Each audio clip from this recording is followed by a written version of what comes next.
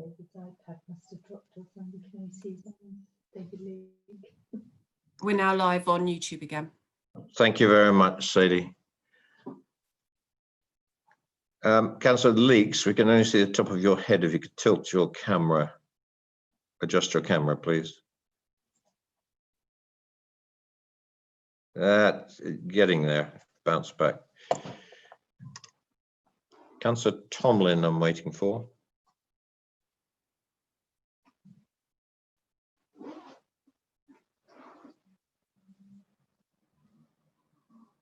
There's Councillor Tomlin. Good afternoon. Right, we're going to attack the debate. Now, we're starting off in section 8, and I'm going to describe the subject on the assessment and the references in section 8 and ask for any contributions. Amount and mix of development proposals, including affordable housing. It's section 8.1 to 8.5. I'm going to move on because we've got a lot to get through. There's no comment on that. Going to B, self-build gypsy and traveller provision, 8.6 to 8.7.11, 8.7.11. Any comment? No. Moving on to C, social and physical infrastructure. It's page number 77, 8.8 to 8.113.9. Moving on to D, education provision, page 86, 8.13.10 to 18.20. Councillor McCormick. Thank you, Chair. I just would want some kind of indication as to, we're going to have 2 new primary schools joining 2 existing primary schools in Winklebury, plus another primary school at Buckskin, another primary school at Rooksdown. So I'll make that 6 primary schools and no secondary school. So I'm trying to understand the logic behind that. But I would like to see some kind of firmer commitment to a secondary school rather than just we've got the land for it, because once you set aside land, it might end up going for something else, like a football club, for instance.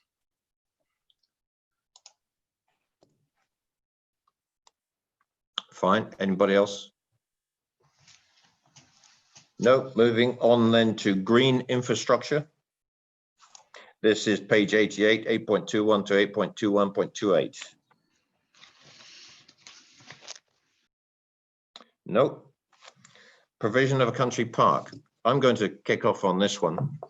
The one thing I found to be probably the jewel in the crown of a major development in the countryside is the provision of a country park, which takes up more than 30% of the whole allocation of the area for the development.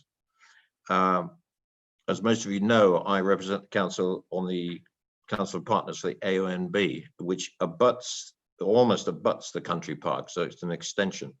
And it's going to be a very, very valuable piece of green space, not only just for people to walk and cycle around. It's 110 hectares. It's an enormous piece of real estate, but it's, I think, to be valued by the residents of Basingstoke.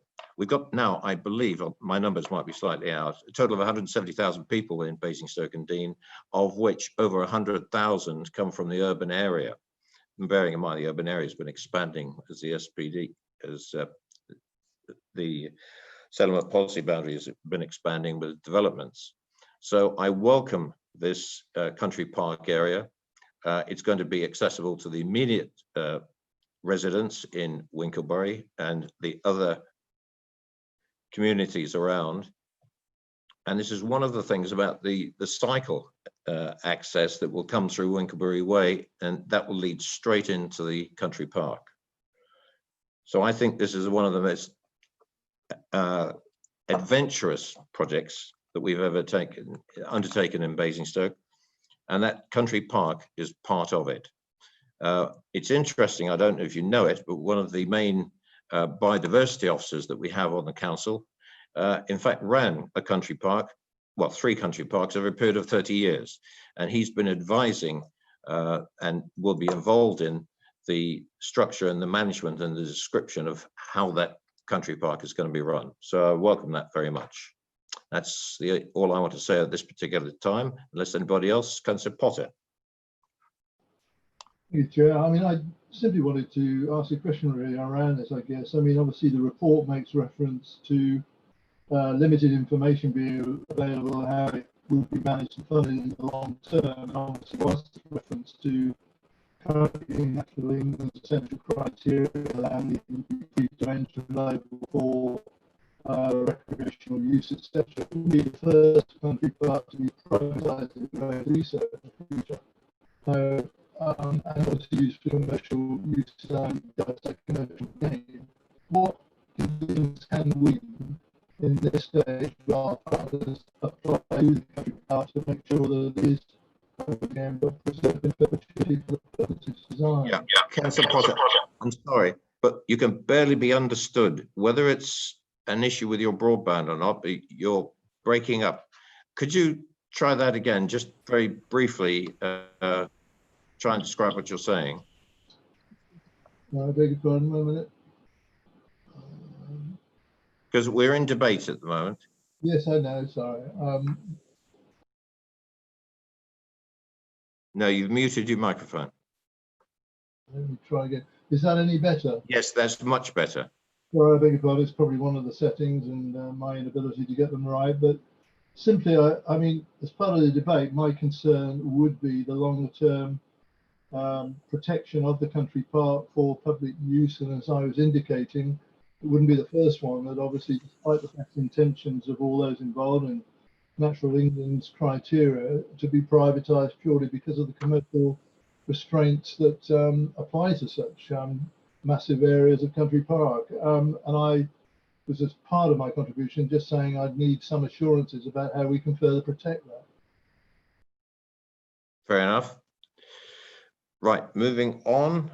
I'm going to go to the conservation area and listed buildings. It's in page number 105, 8.31.5 to 8.35.6. And I'm sorry, I'll stay with that one for a minute, and I'm going to go back to the one I missed just in a minute. Nothing on the conservation area. Right, item G will be landscape impact, page 96, 8.23 to 8.314. Nothing, okay. Coalescence, page 118, 8.357 to 8.374.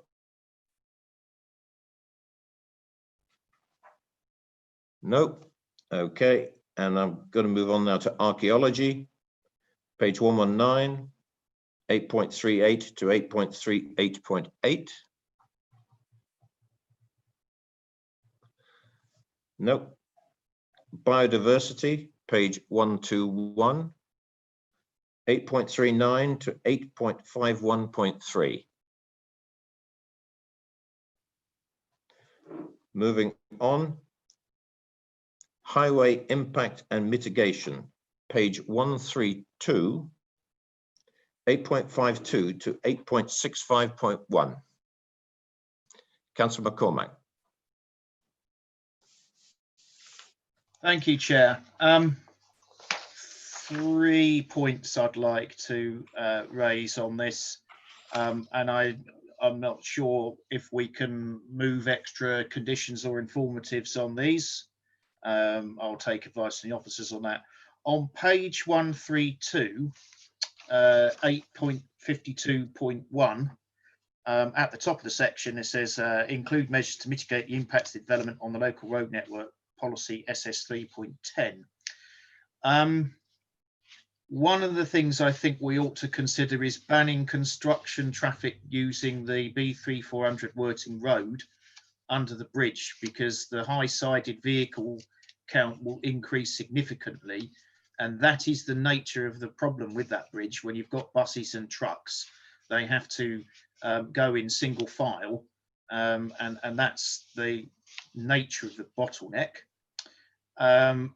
The second point I'd like to raise, and I believe this is something that's going to be done as part of the early infrastructure provision that we'll cover in a little while. Page 136, section 8.56.4, the Winklebury Way junction needs to be built first, right at the outset, because that is a dangerous junction. We did have a serious injury accident there a few weeks ago, and any increase in the number of traffic on Roman Road or Winklebury Way, or any increase in the complexity of the junction by opening up an additional entrance, making it a crossroads, all that has to be carefully managed with respect to road safety. And I think we need to have the traffic lights and whatever put in and the junction put in as soon as possible. So if that needs a condition to make that happen, I'm quite happy to move that.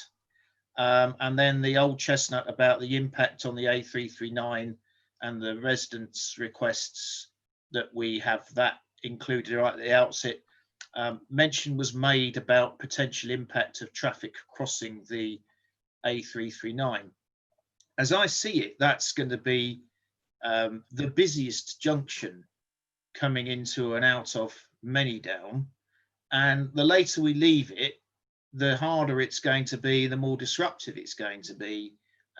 If you looked at the drawings at the beginning of the presentation, we now have widening of the road proposed on the dual carriageway approach to 4 lanes, approaching the first roundabout of Rooksdown, where we're going to block off Roman Road. And then we're going to have 3 lanes approaching the second roundabout, and then another 400 metres up the road, it's down to the traditional single carriageway going up to Newbury. But I think we really ought to get that issue addressed first. And I'm struggling to understand why that's been put on the back burner until about 5 years into the project. So I will take advice on how we can best bring about that change to make that junction get built and have construction traffic going down that right from the outset, because that alleviates a lot of the pressures on Winklebury. Thank you very much. What I'm going to do is get Councillor Robinson to speak now on this one. Then I will pose a question to officers. Councillor Robinson. Thank you, Chair. Firstly, I'd like to add my support to Councillor McCormack and basically everything he said. But ongoing with this, my big concern is the B3400. I think the effect on that long term is going to be massive, and we're going to have to retro sort that. We need to start doing that now, because I don't think enough consideration has been given to that area. I look at what's gone on in Alton with Whitedown Lane and the A339. They've just had a massive new railway bridge put in there as part of their access to a new development. The development there is nowhere near the size of Manydown, yet they've managed to achieve that. Basically, why haven't we? And just adding up, this project is going to generate a profit of somewhere in the region of £210 million. And I think we should be spending a good proportion of that money sorting out that road. We need a new bridge. We need to start working on a new bridge straight away. And not only the bridge, the whole stretch of road from that bridge to the end of Buckskin Lane. It needs widening. It needs the properties to the north of that needs compulsory purchase. And that should have been done as part of this project. So we need to get going on that. The other thing is, Rooksdown Lane. It seems crazy to me that we've already got a link directly from this development to the A340, and no consideration has been given to opening that up. So I think that's all I've got to say at the moment. Thank you. Thank you very much. I'm going to go back to officers. Some points were made here in debate, but I'd like your reaction to them. Mike and possibly Ben Clifton.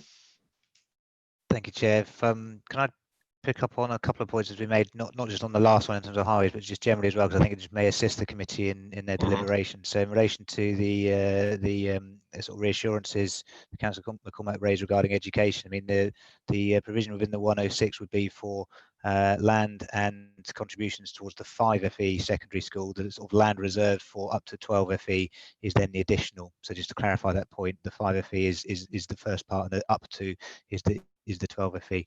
In relation to the country park and Councillor Potter's issue raised there in relation to particularly ownership and I guess management, effectively that would be resolved through the discharge of conditions in relation to the management of future estate management for the country park, the development brief for that, etc. In terms of the highways points, I think Councillor McCormack, I had sort of 3 issues raised. The first was a potential ban for construction vehicles going through Worthing Bridge. I mean, I don't think that's something that could be sort of banned, if you like, through a planning permission per se. What I would say, however, is that the control is nevertheless still there with the LPA, because as part of the discharge of conditions under condition 5, there's a requirement for the construction management strategy, which includes routing to be taken forward. And the reason why it's set out in the site-wide is so that it is one of those more strategic issues, if you like, for the construction phase that needs to be dealt with. So those sorts of issues about where the appropriate routing would be resolved through that. And clearly, in doing that, we would be consulting with Hampshire Highways. With regards to the timing of the Winkelbury Way junction, the recommendation is based on the assumption that both the Winkelbury Way junction and the B3400 junction would be delivered prior to occupation. I don't think there's any basis on which we could insist upon it being done prior to any development commencing. Effectively, the construction accesses would be resolved as part of that discharge of conditions separately. I don't think there's a basis on which planning permission could be withheld, requiring the delivery of the junctions themselves first. Finally, in relation to the A339, and again, it's linked to a degree in terms of the phasing of the junctions. The modelling that's been undertaken to date demonstrates the capacity for the site to be delivered up to the sort of first implementation date, that 1200 on those 2 junctions, so the Winkelbury Way and the B3400 ones. The A339 is then effectively required after that point. So again, there isn't an evidence base to require that sooner, Chair. I hope that assists in the continuing debate. Thank you very much, Mike. Right, after Councillor Robinson, I've got nobody else on that, so I'm going to move on to the Link Road and Railway Crossing, page 142, 8.652 to 8.6810. Nope. Councillor Tomlin. Thank you, Chair. Wait, no, it's just a clarification here. Obviously, I read what's on page 143, but we have a situation here where I think common sense would say that we realise this is going to be necessary. We're not allowed to put it in the policy. The examiner has said it's not necessary for the policy. We all know we're probably going to need it. I just wanted to just clarify whether there is land available or have we already taken it with this particular application. Thank you.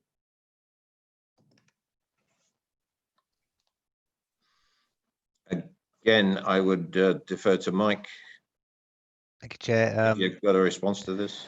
Yeah, I mean, Chair, I think I can only repeat what I mentioned in the questions to officers section. This isn't a requirement for this application in terms of any future decisions made, whether that's through future local plan reviews. Should further development be allocated in those areas, then that would be a matter to be resolved at that point. There's nothing within the policy requirement for the kind of Western bypass or indeed part of one through this allocation. The key parts in terms of future proofing do relate to the railway crossing and the crossing across the B3400 as far as this application can deliver, Chair. Thank you very much. Go on to permeability and connectivity. Lovely words. Page 146, 8.69 to 8.705. No. Right.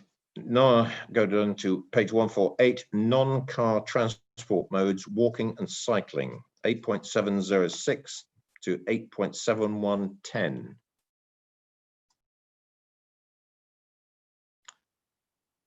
No, right, I move on.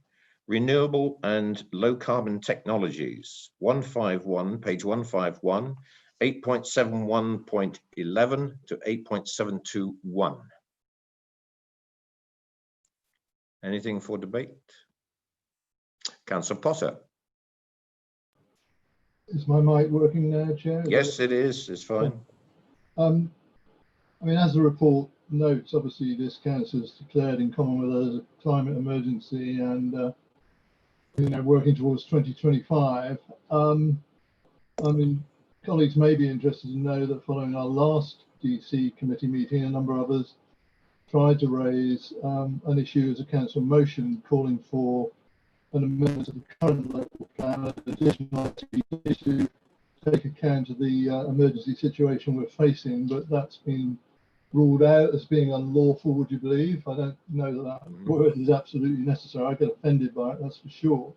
And this, of course, says in this report, it's not a local plan policy which requires this to be considered part of this planning submission. Well, I think it should be, and if we mean what we say about the climate emergency, I think we have to find a way of doing that, because quite frankly, things are so pressing and important to future generations. And this may well influence in regard to the decision on this outline application, but I think unless this council can start to think outside of the box, then quite frankly, we hold other developers to account in regard to the decisions they applications they make on all matters.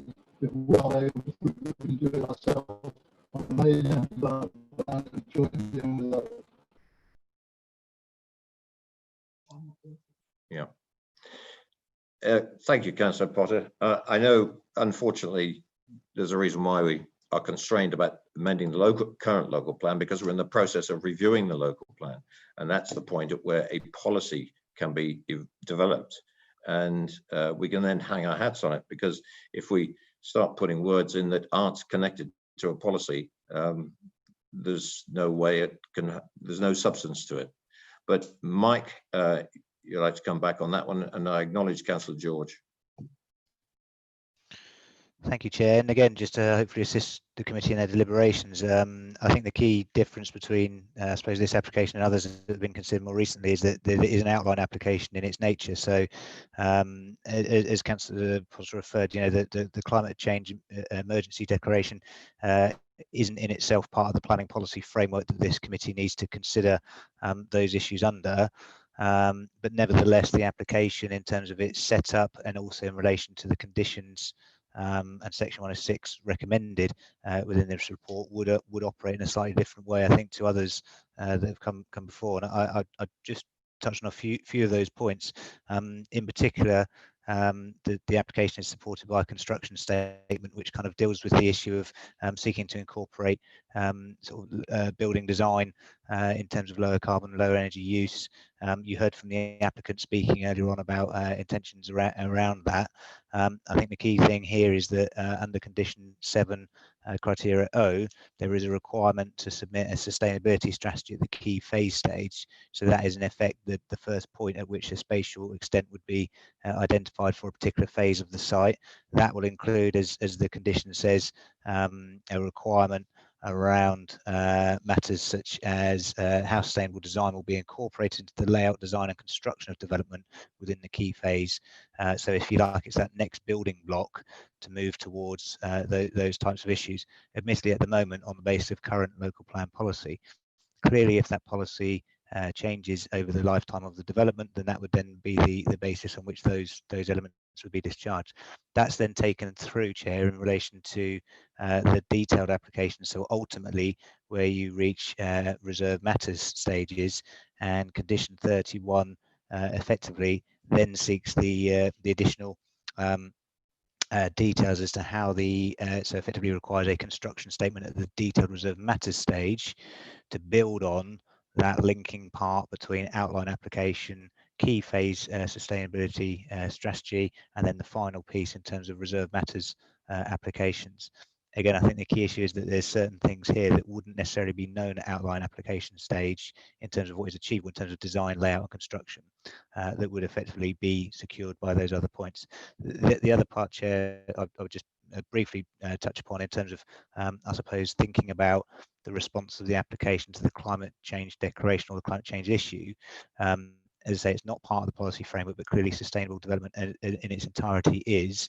And I think if you take the package of conditions, etc., that are in here, the contributions to public transport, walking and cycling, which we mentioned before, the overall biodiversity net gain, there are actually lots of things in the application that in any case do deal with some of those issues around the climate change emergency, but I would suggest are more appropriately sort of, brought together, if you like, in terms of the recommendation for approval here, in that the development is considered to be sustainable development in the NPPF terms, which again is the planning policy framework that the committee would have to consider this by, Chair.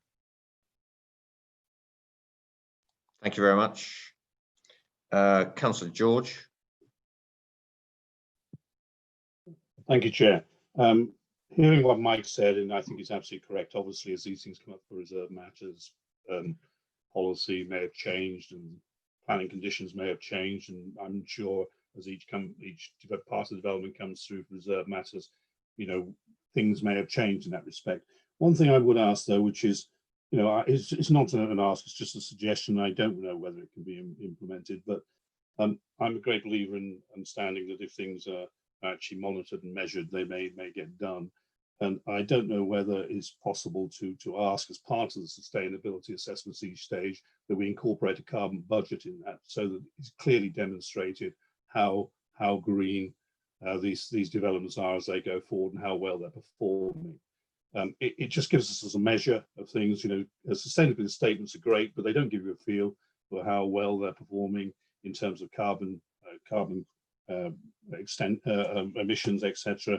And you know, and in reality, they are an off-site impact. So it's just a suggestion, maybe the incorporation of a carbon budget into the sustainability assessment may be a good way forward to enable us to monitor and see how things are going. Thank you very much, Councillor George. Rest assured, the officers are making notes on everything that's mentioned by members during this particular section. Mike, would you like to come back on that one? Thank you, Chair. Yeah, it was just to respond to that specific point, just to again sort of try and capture it as it goes, Chair. I think there's lots of monitoring requirements within the key phase elements on various issues. I have to say I don't see anything there in relation to specifically in carbon. So I think Councillor George's suggestion is a good one, and it could either be worked into the key phase requirements to submit that information as to what the proposed construction statement is looking to achieve, either at the key phase stage or possibly more relevant at the reserve matters stage under condition 31. So a slight amendment to condition 31 would be my suggestion, whereby that additional information is just submitted within the construction statement. Fine, thank you very much. Go on to noise, page 152, 8.72.2, 8.73.5. No. Go on to drainage, which has been mentioned, page 154, 8.74 to 8.77.3. No, I'm moving on to integration of future development. Page 158, 8.77.4 to 8.77.9. Nope. Land south of the railway line. Page 159, 8.77.10. Nope. Right, those are all the assessment sections that we're covering. And what I've got now is on page 159, other planning considerations, 8.78 to 8.92.5.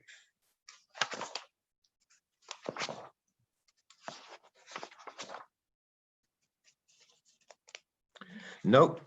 Okay. That's the end of that. Final comments. Thank you very much for your contributions, members. Appreciate that. We've come to the end of debate.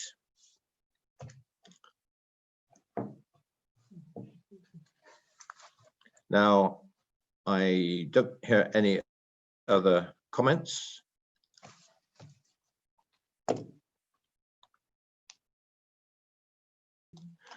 I am going to move this recommendation on the officer's report as per the recommendation at the beginning of the report. I'm going to recommend this application for approval. Do I have a second? Councillor Nick Robinson, thank you. It's been moved and seconded for approval. Do I just say quickly? Mike? Thank you, Chair. Sorry, it was just to intervene just briefly. In terms of that motion, there was I've picked up two potential minor amendments. One was the reference to carbon budget information within condition 31, and one was the informative, if I followed the discussion correctly, in relation to encouraging early dialogue on the off-site mitigation where concerns have been raised between Hampshire and the applicant, Chair. So it's just those two additional points. Fine. Yes, I could totally agree with you. Those two should be included with the recommendation. And I'm going to poll the committee. Yes, I've got a second as Councillor Robinson. And I'm going to Councillor Court. This is for the recommendation, against or abstain. For the recommendation. Thank you. Councillor Leeks. For the recommendation. Councillor Robinson. For the recommendation. Councillor Goodison. For the recommendation. Councillor George. For the recommendation. Councillor Jane Frankham. Abstain. Councillor Grant. Abstain. Councillor McCormick. Abstain. Councillor Lovegrove. For the recommendation. Councillor Potter. Abstain. Councillor Tomlin. For the recommendation. It's carried. And I'm for the recommendation. Bernie.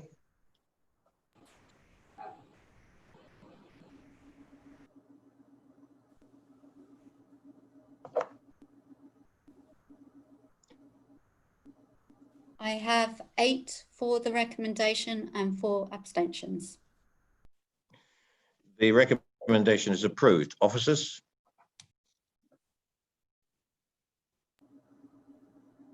Thank you, Chair. The application is approved based on the recommendation as set out in the update report with those 2 additional points regarding condition 31 and the additional informative in relation to early engagement on the off-site highways works. Thank you, Chair. Thank you. And Lucy, did you want to say something? Okay, thank you very much. Members, thank you very much for your perseverance. I appreciate all your efforts and thank you. That is the end of this Development Control Committee.